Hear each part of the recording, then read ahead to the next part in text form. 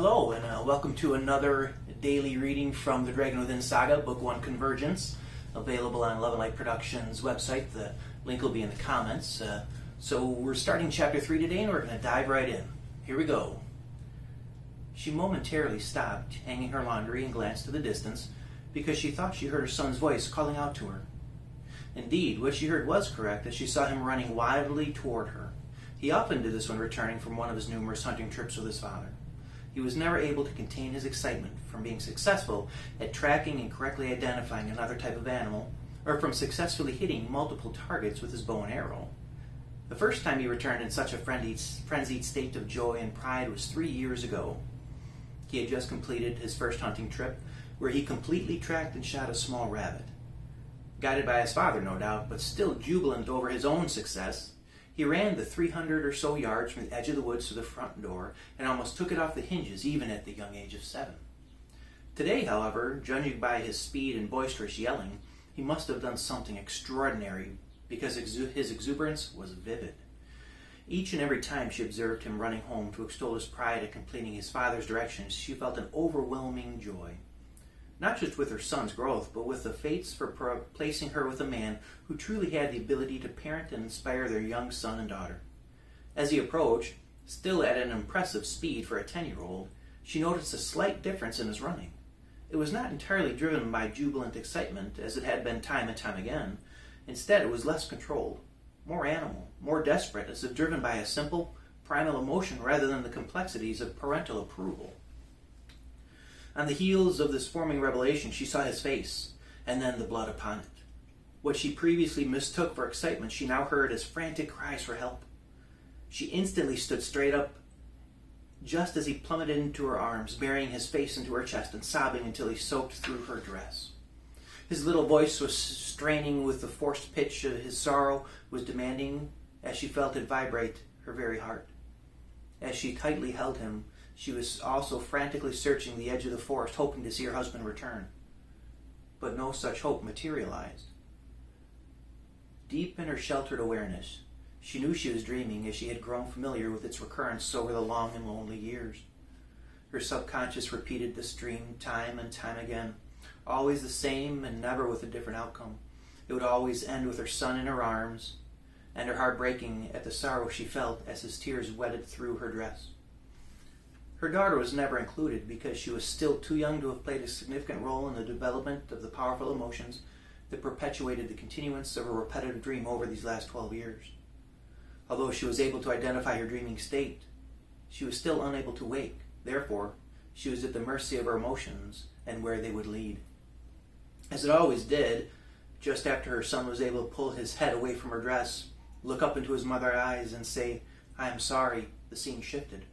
Or rather, it was jolted to another, possibly because she was unable to bear the pain she saw in her son's eyes. She remembered this day as clearly as the former, for it was the day she stopped looking at her son as her little boy and began looking at him as the complex summation of emotions and burdens he was too small to bear following his father's untimely death. The progression of the sun was such that it had become dark enough to warrant the end to any activity necessitating sight. Yet her son, Ronnie Alden, continued to launch arrow after arrow at the target. Since his father's death, she saw in her son a devotion to all the practices and teachings he attempted to impart to his children elevate to a near fanatical level. He would spend hours upon hours practicing his bow and tracking skills. Likewise, he devoted an equal amount of time to his knife fighting techniques.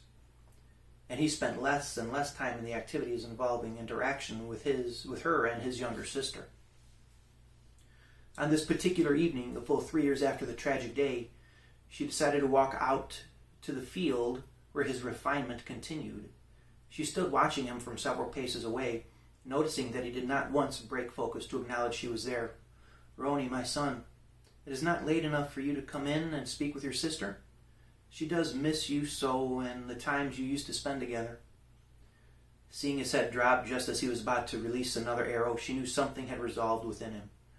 He dropped his hands, turned to her and said, "I missed." "I am sure you did, Ronnie, since you cannot even see the target through the darkness." "No, Mother. I meant I missed 3 years ago. I missed the shot, and that's why Father is dead." What are you talking about? You said he was killed by a bear that jumped out of the thicket. That is true, Mother, but had I not missed the target Father wanted me to hit, my arrow would not have gone astray and would not have hit the bear. At first, for the briefest of moments, she felt anger that her son had kept this story from her the last 3 years. How dared he keep the truth from her and her sister? But then, seeing the resolute numbness behind his eyes as he spoke, she understood. He had carried the burden that he was responsible for his father's death for 3 years. As the cascading revelations came pouring into her, she heard him speak once again. I missed, Mother. I missed. I will never miss again. And with that statement of emphatic truth, her eyes were pried open and her sleeping state was ended in a span of a single beat from her broken heart. She found herself lying on her back in her bed with her hands crossed over her chest. As it always did upon the nights her dreams floated to painful days gone by, her heart could feel a palpable tenderness from somewhere inside her soul with each of its elevated beats. Her eyes began to tear up, and just as it had been for the past 12 years, her sobbing would begin. Though she was able to control them enough to remain silent, lest she wake her children, she was unable to stop them entirely. The emotions were just too great, and the reminders were too at the ready. We're going to stop right there and pick up next time. Thanks for tuning in to the Dragon Within Saga's reading from Convergence. I appreciate it.